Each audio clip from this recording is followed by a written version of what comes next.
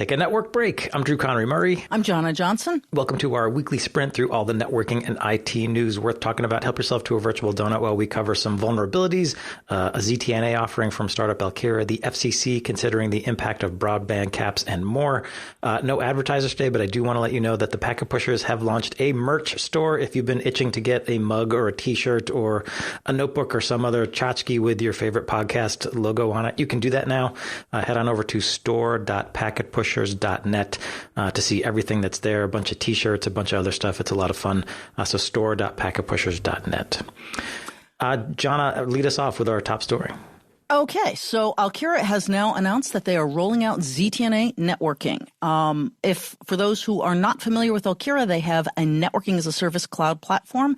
They are now expanding the security services to include user-focused zero-trust network access features.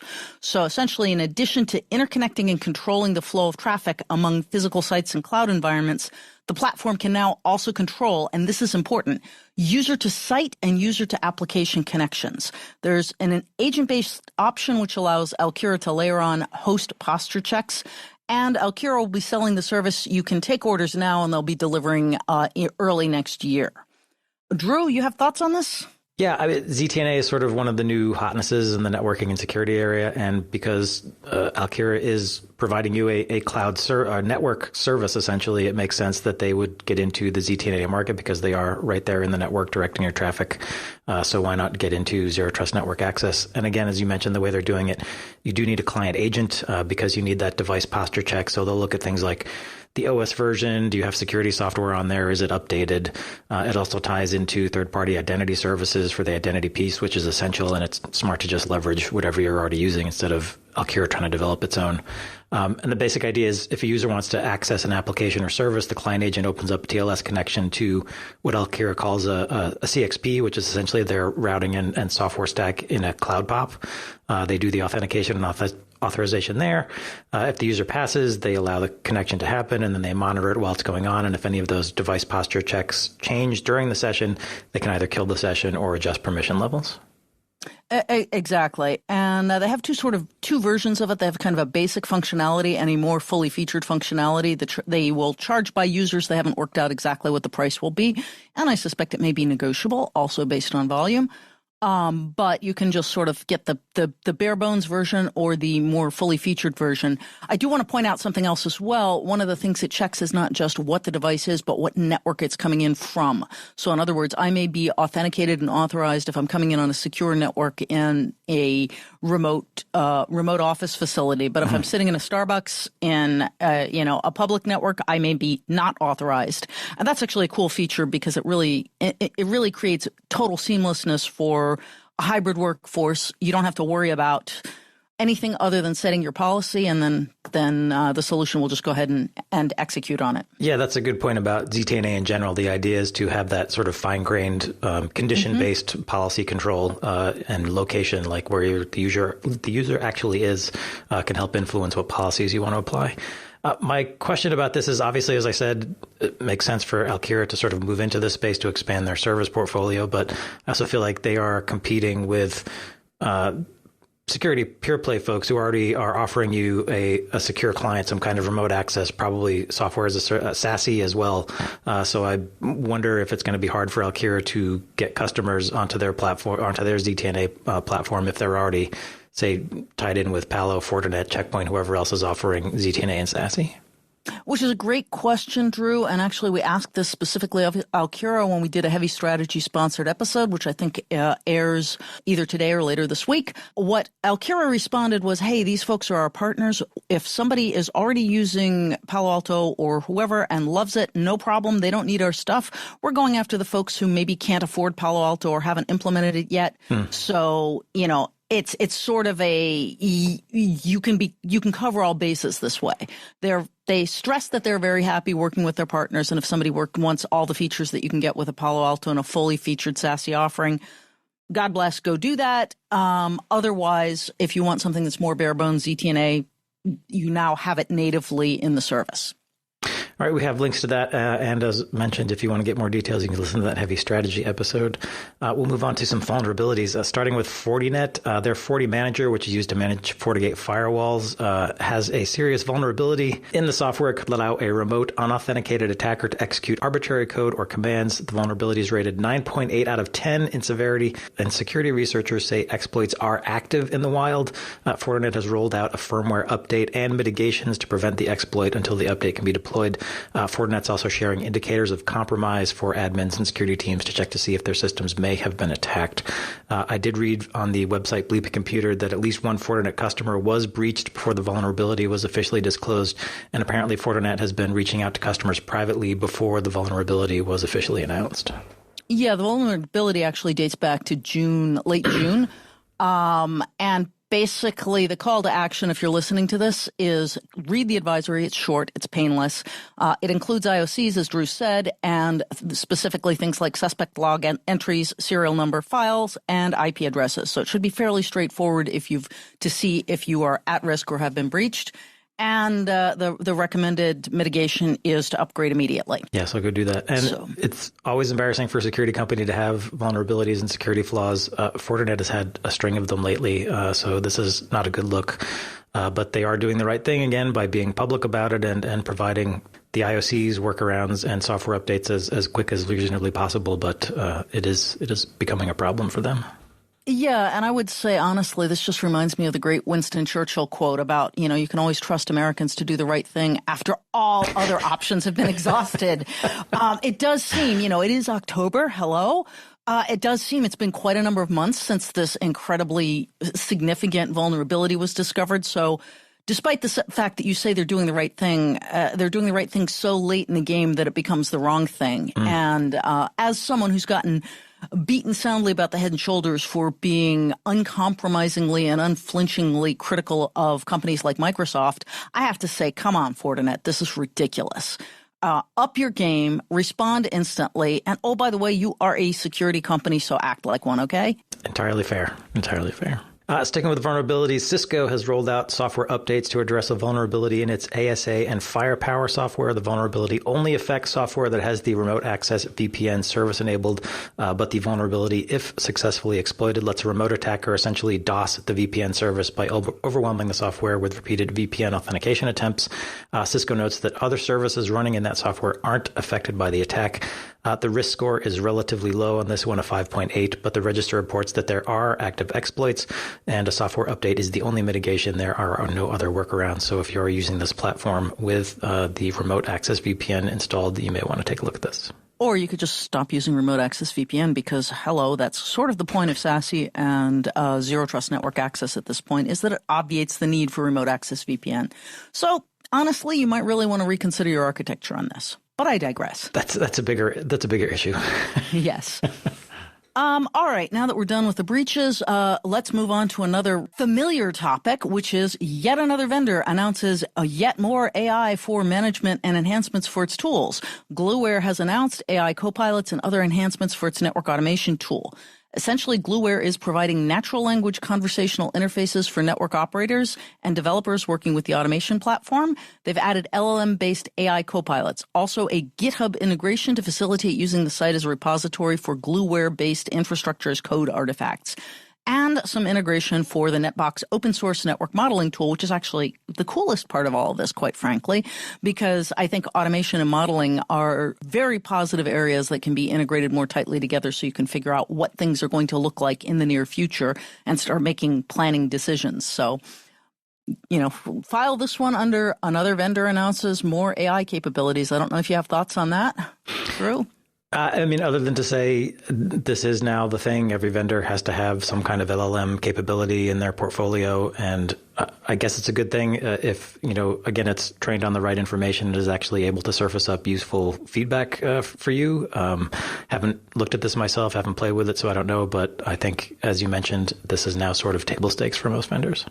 Yeah, honestly, I think about 60% of the network break announcements are vulnerability found, vendor behaving badly, or vendor announces like, right. That's pretty much it.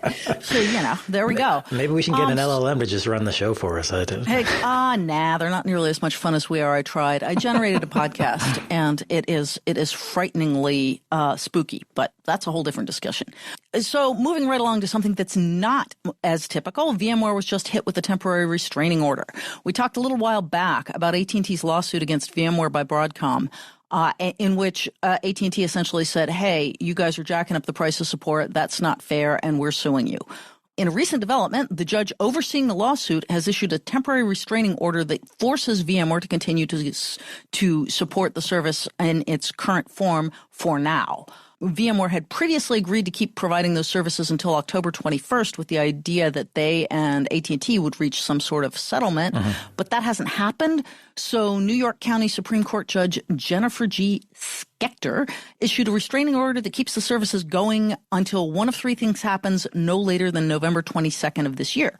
First thing is settlement. Second one is they make an agreement on the duration of the preliminary injunction. In other words, they say, fine, we'll keep going and keep negotiating for another X weeks or months, or both parties file a letter to the court saying, quote, sets forth the parties' positions on the proper duration of the preliminary injunction and the amount of the undertaking. In other words, they can't come to an agreement on that, and each one says, this is what I think should happen. So net, this should be a fun couple of weeks. Stay tuned. It's interesting. I didn't know you could issue. My only experience with hearing about restraining orders is sort of like, don't go near that person. I didn't know judges had the power to say you have to keep providing this service. So that's interesting. And I guess sort of a blow for VMware or Broadcom. Oh, absolutely. It's a blow. And restraining orders can be very interesting. I mean, you can say things like, take down this billboard, or you must keep this billboard up. I mean, it's essentially if you like. For example, just hypothetically, if you were, say, a cigarette company and you had been selling cigarettes without the mandated warning, you could be forced to put the mandated warning back up, or you can be forced to take down a billboard that's considered to be inflammatory. It's all sorts of things within restraining orders. It's quite fascinating. And I guess AT&T sort of gets a minor victory here in that they continue to get support at the original negotiating price for at least another month. And I guess the lawyers also win because this seems like it is not going to be resolved very quickly. No, and I have to give AT&T points for continuing to fight because they're fighting the battle that most of us couldn't afford to bite. So Thank you. Yeah. That said, I had to wonder when I was reading all this, like how good the support really would be if you're providing it under duress. It's like the waiter spitting in your food. I'm not sure I want to eat this. Like, are they putting bugs in here or something just because they're mad? I like to think that they're more professional than that, but one never knows. I mean, I also understand why Broadcom is willing to prosecute this fight rather than give in, because if they give in to AT&T, then there are going to be other folks lining up saying, what about the agreement we had? So I understand why they're fighting it. I think they're kind of in the wrong to do it, but Broadcom was very clear about its strategy going forward. So they're going to, I guess, go to the bitter end with this. Yeah, I guess so. And that's why I'm actually grateful to AT&T for fighting the good fight, because I think they're in the wrong as well. But these are just our opinions. You guys have the news. You make your own decisions. What's next? The U.S. Federal Communications Commission is asking for public feedback about the impact of caps on broadband data by internet service providers. The FCC is mulling two big questions. First, do broadband caps harm competition or consumers' ability to access broadband internet services? And second, does the FCC even have the legal authority to take action on data caps? The FCC notes that broadband access has become, frankly, essential for most aspects of modern life, like work, education, access to medical services, entertainment, and so on. The agency also notes that during the pandemic, bandwidth consumption increased by 50% or more without really seeming to impact the ISP's ability to provide service, and many service providers forwent any rate increases or caps during the pandemic period. So I think what the FCC is implying here is that ISPs actually don't need these caps for technical reasons or for capacity reasons. It's just a way to squeeze customers. So they're looking for your input, and we'll have a link if you want to give it. Well, and I will pass along my firsthand experience. As some folks may know, during the first 4 months of the pandemic, I was actually sheltering at sea on a sailboat. Not technically at sea, actually, just a bit offshore because I was limited because I was running the company using my Verizon hotspot. Thank you very much, Verizon. what Verizon did do was actually eliminate the caps at that point. So I was able to do absolutely everything I did with my landline internet from C using a wireless connection. And what amazes me at this point is I would happily go to Verizon today and buy that service again. It's not for sale. So they're not even squeezing customers. They're simply denying us the ability to buy something that they gave us, in fairness, out of the goodness of their hearts during a national crisis that they gave us for free. And I'm like, Verizon, really? I would pay more to have unlimited data. Like, this is a win-win. I don't see why you wouldn't go for it. So that would be my feedback, and maybe I'll get around to letting the FCC know that. Yeah. I think the big sticking point is whether the FCC actually has the authority to regulate data caps. And my assumption is that whether they do or not is going to hinge on the makeup of the next White House administration.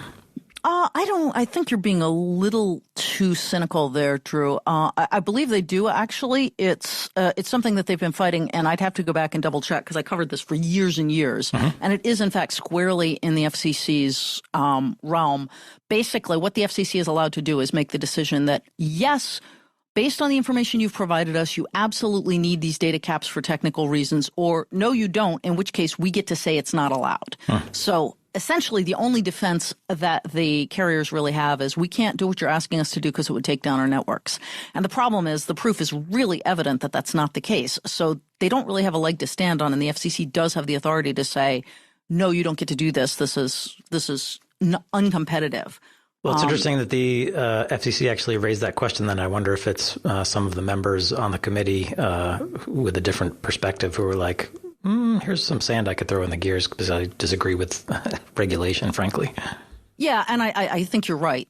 In that sense, if I haven't looked at the FCC's makeup and who's up for getting replaced and who isn't.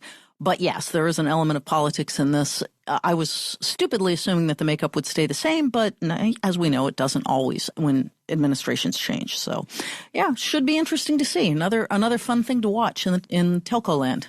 Yeah, and if you do have strong feelings, again, we'll have the link in the show notes if you want to go speak to the FCC, and they actually do read all the comments, so it might be worth your time. Moving on, some financial news. IBM reported their results for their Q3 2024 quarter. Big Blue earned $15 billion in revenue, up 1% year over year. Unfortunately, it was less than Wall Street expected. Reuters points to the consulting biz as the culprit. While IBM saw consulting fees rise for AI-related engagements, an analyst says the overall enterprise spend on consulting remained flat. So essentially, the AI engagements took away from the other consulting sectors rather than driving additional revenue. The one bright side from the announcement was a 10% increase in software revenue. And I just have to say, for those who pay attention to, types of business, it's actually good news for IBM, even though Wall Street probably smacked them, because software revenues are recurring and don't require, and are relatively high margin. Consulting revenues are relatively low margin. And while the revenue may be recurring, the margin is so low that it's a very different business. IBM got into it years and years ago because it kind of had to. But for any large company, any large software hardware company, or even a telco company, the less of their revenue that's dependent on consulting, the better, because of the very different nature of these two businesses. Basically, one is kind of deliver once and get paid in perpetuity. The other one is deliver, get paid, but the margin is much, much lower. Yeah, that's true. Although that consulting also probably makes you very sticky with that customer. So I guess there's a couple ways to look at it. But you're right. Software is an easier way to make money. Yep. And I say this having been the CTO of a consulting company that was asked to jump into a totally different business, which is, the network operations business, which is, in fact, delightfully recurring revenue. And the problem is they are such different businesses that I continually lobbied my CEO that we were too small to do it. It didn't make sense to split our efforts. We should pick one and stick with it. And ultimately we got bought. So, oh well, I guess it all worked out Decision well. Out of your hands. Right, exactly. Last but not least, we're not quite sure this falls into the surfing dog category, but it intrigued both of us. BT has turned on its first mobile site able to generate power for itself. BT, being British Telecom, has built a cell tower in Shropshire that has both solar cells and a teeny little, small wind turbine on board. These sources run the tower when they're collecting energy and charge battery whenever there's extra power available. If the sun and wind should fail long enough that the battery is exhausted, a biodiesel generator will kick in as backup. BT says it's planning to save more than 10,000 British pounds per year in power costs. And this is BT's first self-powering tower, although it is planning to perhaps roll this out to hundreds more sites. And Drew, I think you pointed out that Vodafone did this about 4 years ago, and you have some thoughts based on that. Well, yeah, I saw in the article that it did mention that Vodafone did a trial like this 4 years ago, and that just seemed like. And then what happened? Did Vodafone sort of just walk away because it didn't work out, or didn't have the return on investment they expected, and now BT's giving it a try? Does that mean solar has improved, wind turbine generation has improved, or did something else happen? Is it just that power has gotten so much more expensive, or the pressure on telcos to be pumping out less carbon has grown? I'm not really sure what it is. I'm happy to see BT giving it a try, and I hope it works out. I also wonder, I'm thinking that 10,000 pounds per year in savings seems a little high to me. I don't know. Is it really that expensive to power a tower? Well, funny you should say that. I have no idea what it costs to power a solar tower, a cell tower. But I will tell you, I just recently did some back-of-the-envelope calculations on what it costs to power a very small AI cluster in the state of California. And it turns out that for a very, very small enterprise-size AI cluster, you're talking about $300,000 a year. That's $300,000 a year. Just in power. Just in power, not even counting powering the cooling system, should there need to be one. This is just powering the servers. Wow. What size cluster did you end up with? This was about 36, either 32 or 36 GPUs. Okay. So as I said, not huge. And it turns out, of course, the state matters. So if you look at other states, you could come down as much as half on that. But still, you're talking, $150,000 a year. I think the moral of the story here is that power is going to become more and more and more important.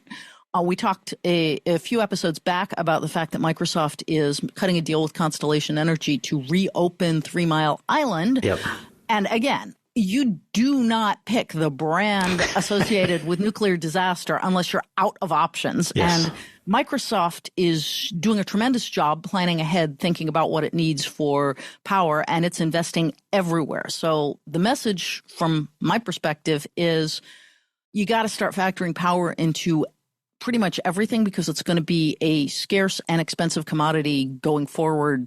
Scarce in the sense of hard to get. Yeah. No matter what we do with fossil fuels, no matter what we do with nuclear, and no matter what we do with renewable, it's just going to have to be something you think about. Yeah. So I'm not at all surprised that it's $10,000 a year in savings for a cell tower. That actually seems modest to me.